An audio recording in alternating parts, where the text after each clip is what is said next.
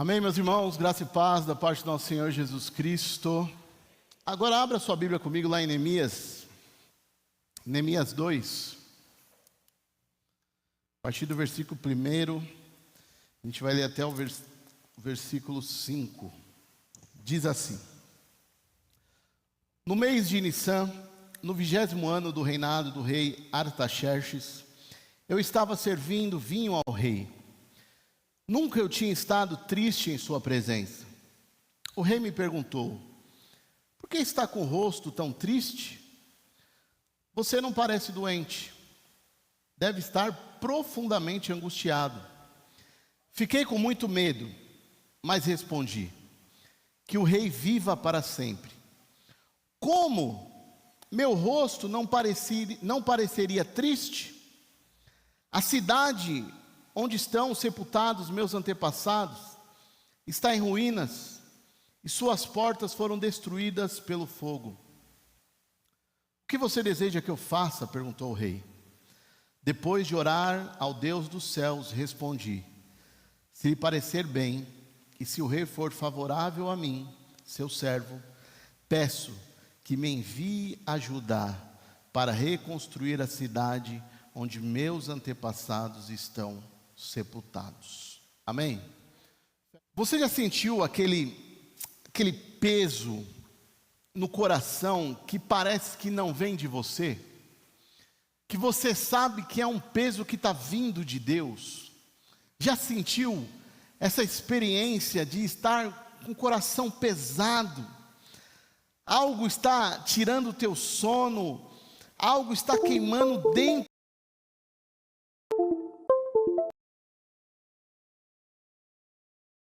E Deus está falando com você que você precisa fazer algo. Quem já teve essa experiência? De algo queimar e você falar: é Deus que está falando comigo, eu preciso tomar uma atitude, eu preciso tomar uma decisão. E é isso que nós acabamos de ler aqui. Neemias está passando por isso. É por isso que Neemias está passando, porque Neemias está longe da sua terra, Jerusalém, vivendo no conforto do palácio. Que maravilha, né? Está no conforto do palácio, está vivendo do bom e do melhor, mas o seu coração está em ruínas por causa da sua cidade que estava em ruínas. Ele não conseguia ter paz mediante aquela situação favorável que ele estava vivendo, mas de saber que a sua cidade, aonde os seus antepassados estavam sepultados, estava destruída. Ele não conseguia ter a paz. E aqui está o ponto-chave: sentir apenas, lamentar não basta. Deus, Ele não nos chama apenas para sentir uma dor, uma indignação, sem um propósito. Quando Ele te dá realmente essa sensação, te permite passar por essa sensação, Ele quer que você tome uma atitude, Ele quer que você haja. Não apenas sentir: eu estou sentindo, meu Deus, como eu estou triste, mas aqui está bom demais. Eu estou aqui no palácio confortável, deixa lá eles viver lá, né? Eu estou lamentando por eles. Não. Neemias, ele falou: não, eu não consigo ficar em paz. Então, meu irmão, para você agir é preciso 3 coisas, que é o tema dessa mensagem: sonhar, planejar e vencer. Sonhe, planeja e vença. Por quê? Porque Deus está com você. Eu posso ouvir um glória a Deus? Deus está com você.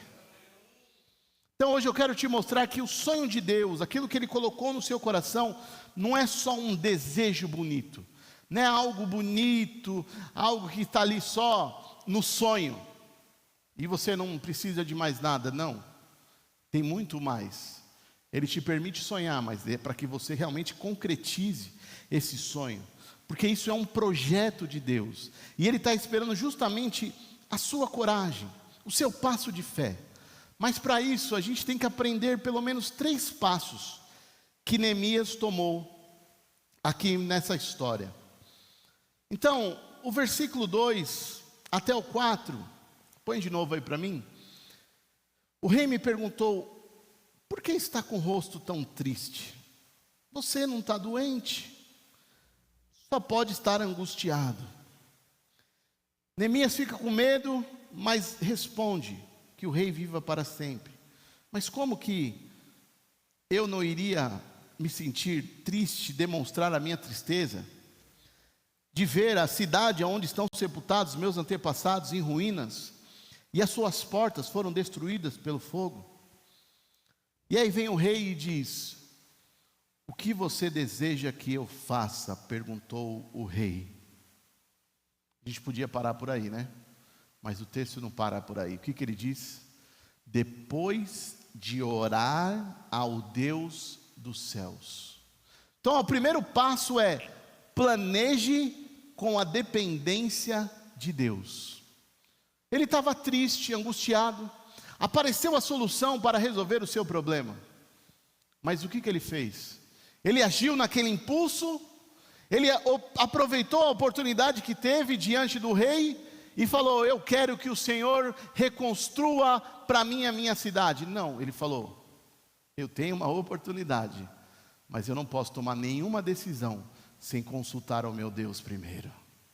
Eu não posso tomar nenhuma decisão sem orar ao Deus dos céus. Neemias, ele não foi pego de surpresa, porque ele já tinha pensado no que ele precisava, mas mesmo assim, ele não agiu sem falar com Deus. Você acha que Neemias não sabia o que precisava? Ele sabia, mas mesmo sabendo do que precisa ser feito, ele falou: vou consultar ao meu Deus. E o que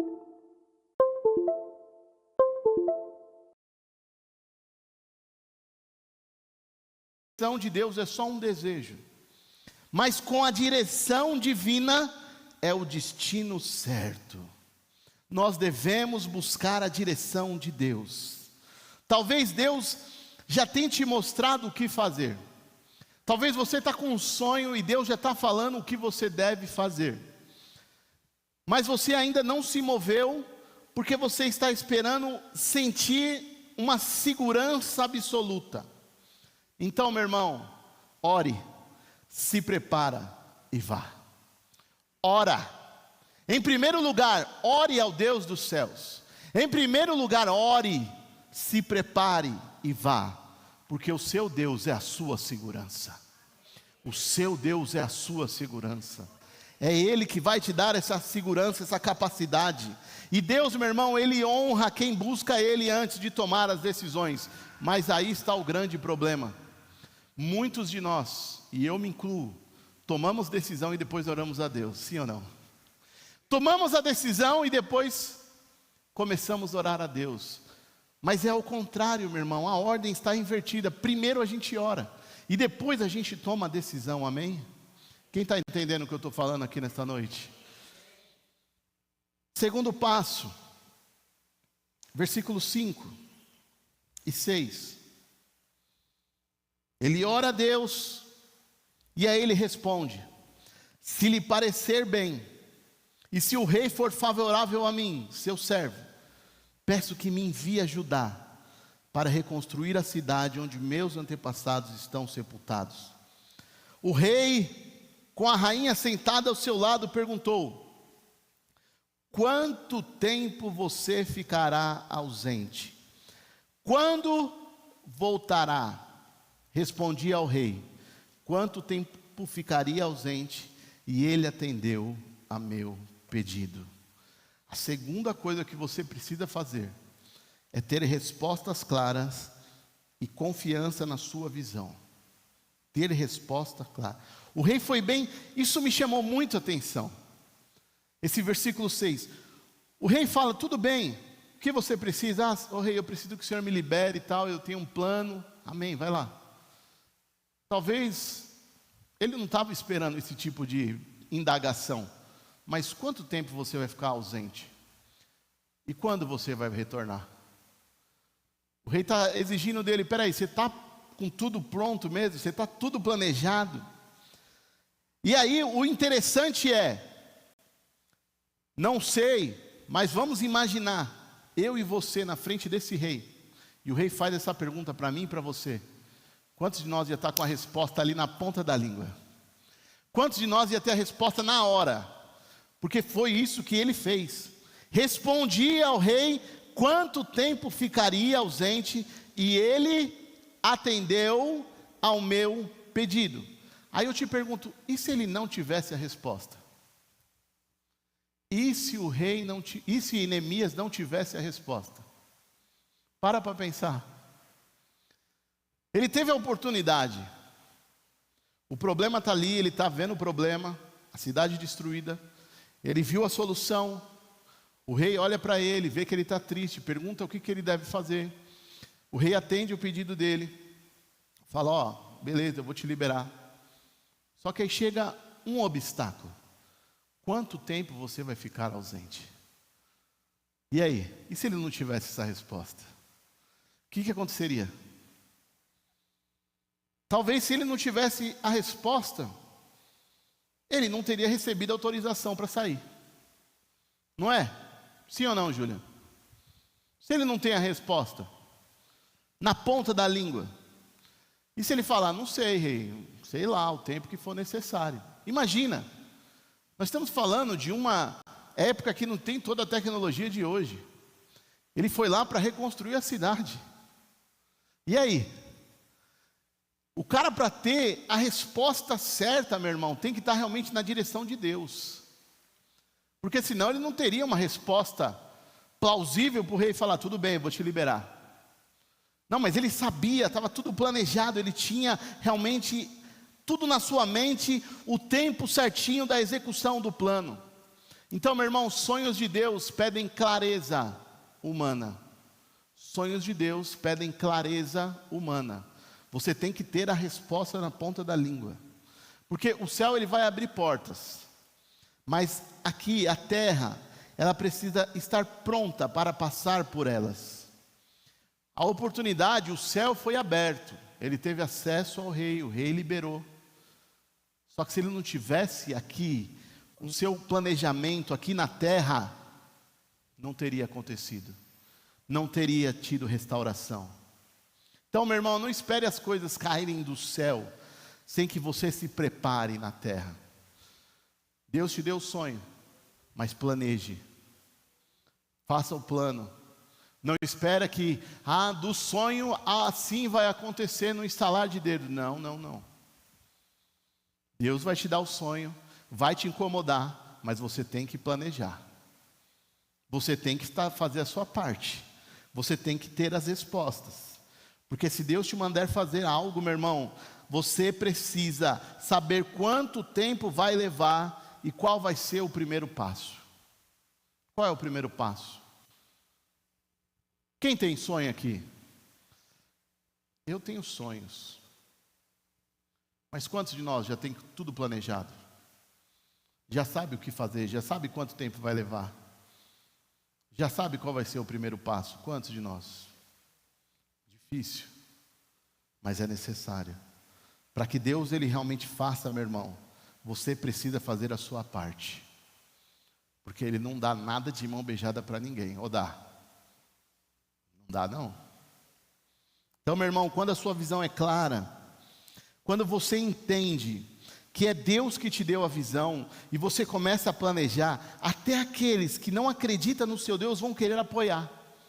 Porque o rei não acreditava em Deus, mas porque ele tinha tudo claro, porque ele tinha um planejamento, o rei acreditou, e o rei liberou, e o rei ajudou.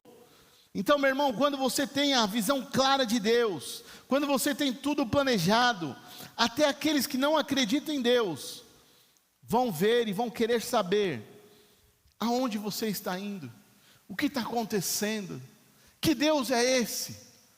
Então, meu irmão, planeje direitinho, tenha tudo claro. O terceiro passo que você precisa dar, se encontra lá no versículo 19.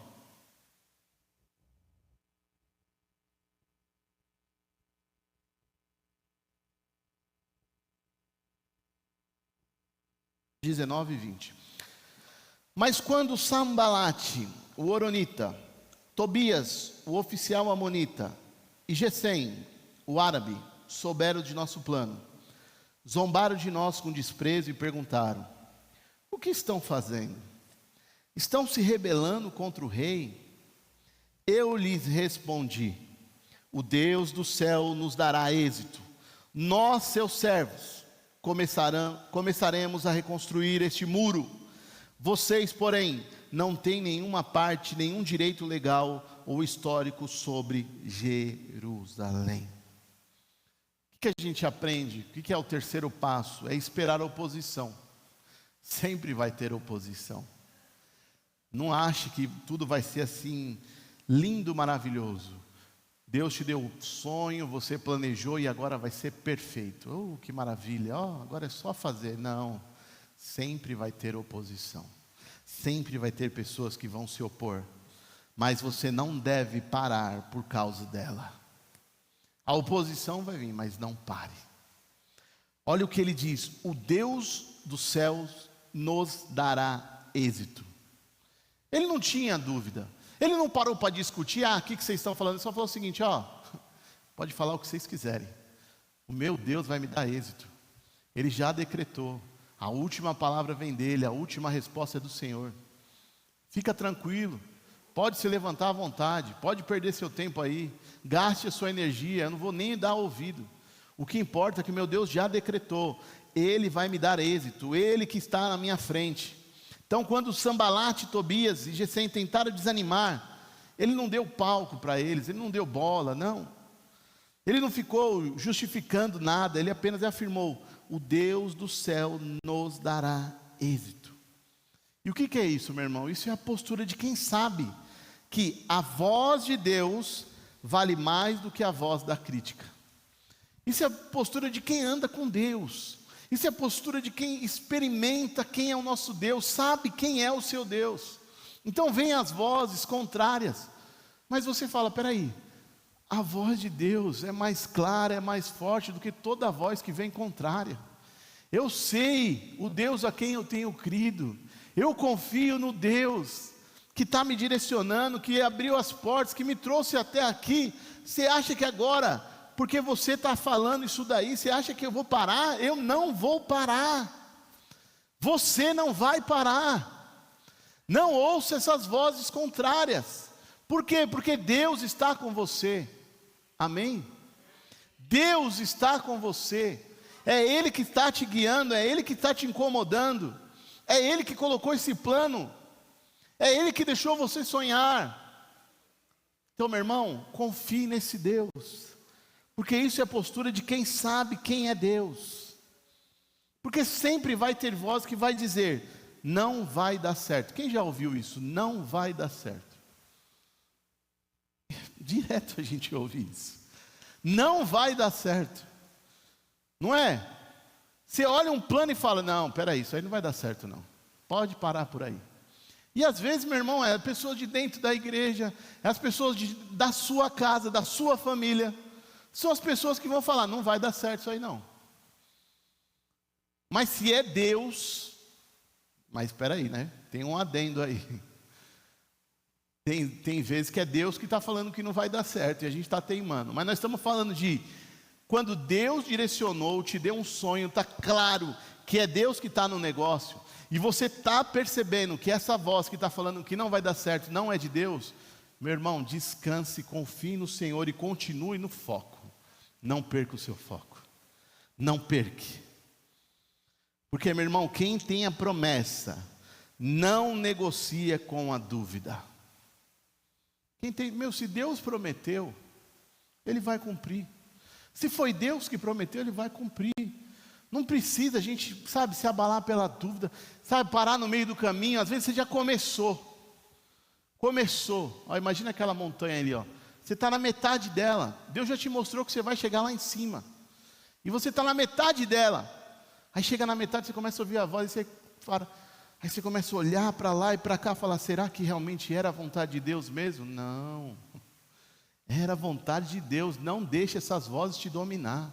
Não deixe, Sambalate, Tobias, capeta que for, fazer você perder o foco. Porque o diabo, ele quer isso. O diabo, ele não quer te derrubar lá de cima. O diabo, ele quer te paralisar na metade. Para ele te paralisar, tá bom. Não é? Não precisa te derrubar. é só paralisar. Mas quem tem promessa não negocia com a dúvida.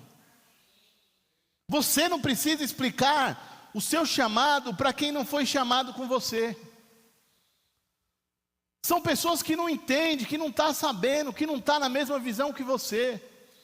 Então você começa a tentar explicar, você só vai perder tempo. Você só está, atrasando a obra que Deus tem na sua vida. Tentando explicar para pessoas que não têm visão de Deus, que não entendem o seu chamado. Mas meu irmão, se Deus te chamou, vá, siga, sonhe, planeje e vença. Deus te deu uma missão e Ele também vai te dar vitória. Ou você acha que Deus deu uma missão para você perder? Que Deus é esse? Que dá a missão para você perder, hein, Dorival? Que Deus é esse? Deus te dá uma missão para você perder? Meu, se Ele te deu uma missão, você vai vencer. Ou é o Deus que eu sirvo ou não é. Porque o Deus que eu sirvo, se Ele deu a missão, Ele me deu a missão porque Ele sabe que eu vou vencer. Ele sabe que eu vou chegar lá, Ele sabe. Meu irmão, não deixe o diabo te paralisar. Não pense que Ele te chamou para você parar na metade. Não. Ele te deu a missão para você vencer. Então, para a gente concluir essa mensagem, meu irmão, essa passagem de Neemias nos mostra que para realizar algo grande, a gente precisa, em primeiro lugar, orar, como se tudo dependesse de Deus. Em primeiro lugar, ore como se tudo dependesse de Deus. Depois, planeje como se tudo dependesse de você. Porque o planejamento, esquece que é com você. Deus, Ele vai te dar o sonho, te dar a visão, mas o planejamento Ele não vai fazer por você. Então a gente tem que orar como se tudo fosse depender de Deus e Deus vai resolver tudo. Depois, a gente tem que planejar como se tudo dependesse da gente. E por último, perseverar como se não existisse uma outra opção. Tem uma outra opção? Não tem. Só tem uma opção para você: perseverar. Quando você pega o desafio para subir essa montanha, você tem que perseverar. Não tem outro caminho. Não tem. É perseverando. E vocês sabem disso. Vocês já passaram por isso. Não é? De começar um projeto e aí no meio do caminho está difícil, mas você está perseverando, e quanto menos você perceber, quando você se dá conta, você já conseguiu. Você já chegou lá. É assim que acontece nas nossas vidas. Esse é o nosso processo. É assim que Deus faz.